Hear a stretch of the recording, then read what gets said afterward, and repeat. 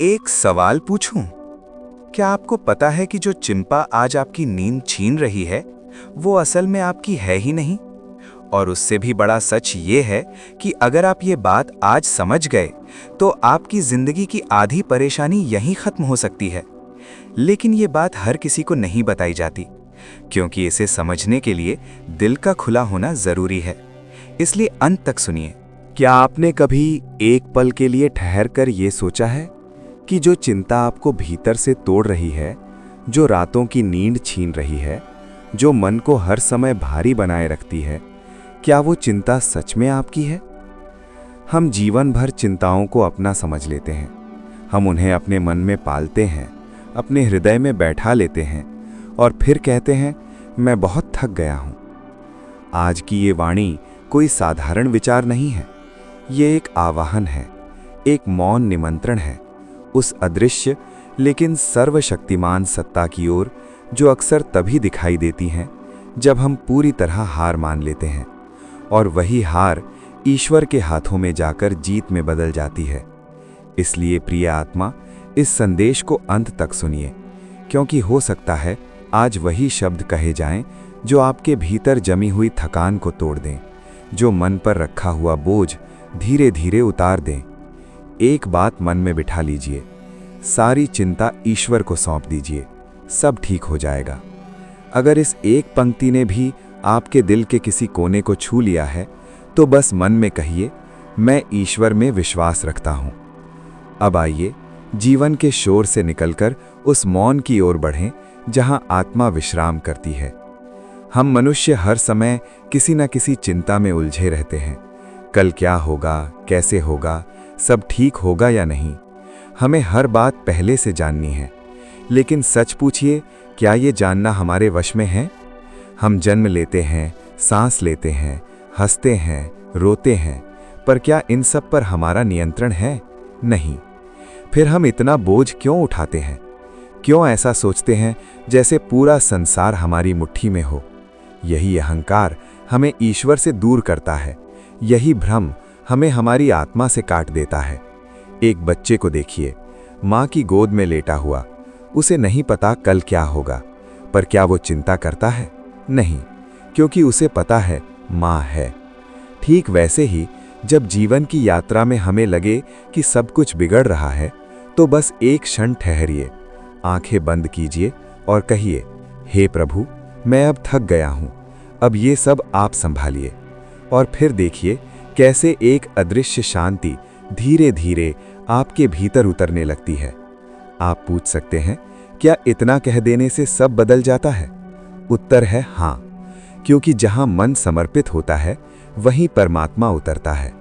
समर्पण कमजोरी नहीं है, समर्पण वो शक्ति है जो हमारे छोटे से अस्तित्व को उस विराट सत्ता से जोड़ देती है जहां चिंता की कोई जगह नहीं होती। हमारे शास्त्र कहते हैं, जहां ईश्वर हैं वहां विजय निश्चित है, जहां विश्वास है वहां समाधान अवश्य है। लेकिन हमारा मन तर्क करता है, अगर मैं चिंता नहीं करूंगा तो सब कैसे होगा? उस मन से पूछिए, तू सच में करता क्या है? बीज को देखिए, जब वो धरती में बोया जाता है तो क्या वो खुद से कहता है मुझे पेड़ बनना है? नहीं, वो बस मिट्टी में खुद को सौंप देता है और फिर प्रकृति अपना काम करती है।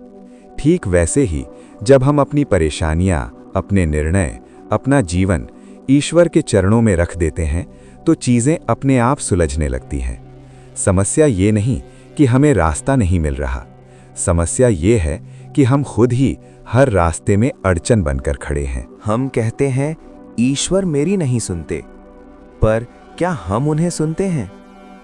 हम अपने डर, अपने तर्क, अपनी बेचैनी में इतने उलझे रहते हैं कि जब उत्तर आता है तो हम सुनने की स्थिति में होते ही नहीं।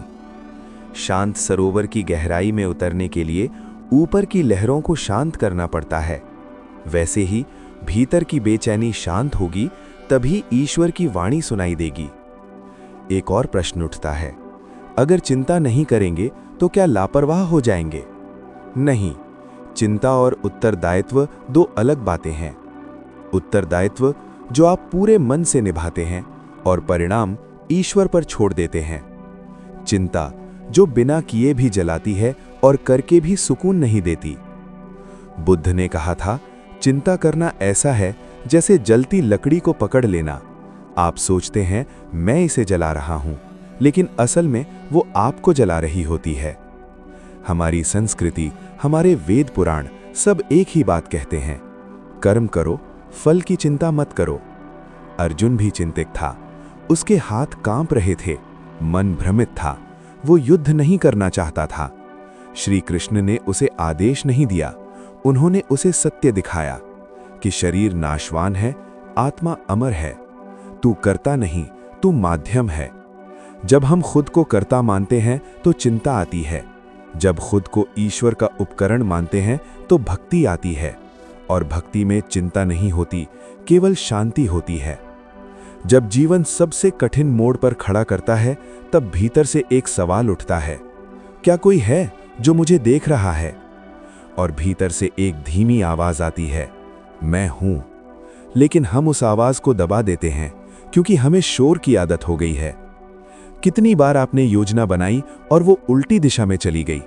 कितनी बार सोचा सब खत्म हो गया और फिर कुछ ऐसा हुआ जिसने आपको फिर खड़ा कर दिया? वही ईश्वर थे। वे आपकी इच्छाओं की रक्षा करने नहीं आते, वे आपकी आत्मा की रक्षा करते हैं।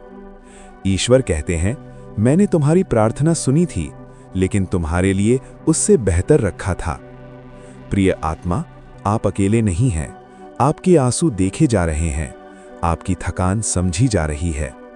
ईश्वर तब तक आपको थामे रहते हैं जब तक आप खुद को छोड़ नहीं देते। चिंता भविष्य की है और भविष्य कल्पना है। ईश्वर वर्तमान में है, यहीं, अभी, इसी क्षण। सच्चा समर्पण शर्तों के साथ नहीं होता।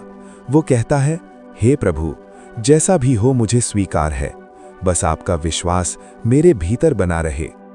यहीं से ध्यान शुरू होता है, यहीं से चेतना जागती है। ईश्वर माँ की तरह है, लेकिन माँ भी तब तक आगे नहीं बढ़ती जब तक बच्चा उसकी गोद की ओर खुद नहीं बढ़ता। जिस क्षण हम दुनिया से थककर ईश्वर की ओर लौटते हैं, उसी क्षण चिंता का अंत होता है। जो हमें रोज नया सूरज देते हैं, वे हमारी अंधेरी रातों में दीपक भी बन सकते हैं। बस पकड़ ढीली करनी है। एक क्षण आता है जब आत्मा कहती है, अब मैं थक गया हूं प्रभु, अब ये जीवन आप संभालिए। वही क्षण परिवर्तन की शुरुआत होता है।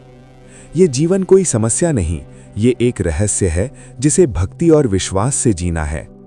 अब निर्णय आपका है, और कितनी रातें चिंता में बितानी है, और कब एक रात मौन में बैठकर ये कहना है, हे प्रभु, अब ये जीवन आपका है। और उसी क्षण से आप ईश्वर को ढूंढना नहीं, उन्हें जीना शुरू कर देंगे, और वहीं से जीवन बदलता है। तो दोस्तों, अगर ये वाणी आपके मन को छू गई हो, अगर इन शब्दों में आपको भगवान श्री कृष्ण की अनुभूति हुई हो, और अगर आप सच में उनके सच्चे भक्त हैं, तो इस वीडियो को अपना प्रेम दीजिए, चैनल को सब्सक्राइब कीजिए, और वीडियो को लाइक करके कमेंट में पूरे भाव से लिखिए, जय श्री राधे कृष्ण। ईश्वर आप पर अपनी कृपा बनाए रखे, आपका मन शांत रहे, आपका जीवन आनंद से भरा रहे। हमेशा मुस्कुराते रहिए, हमेशा भक्ति में जुड़े रहिए।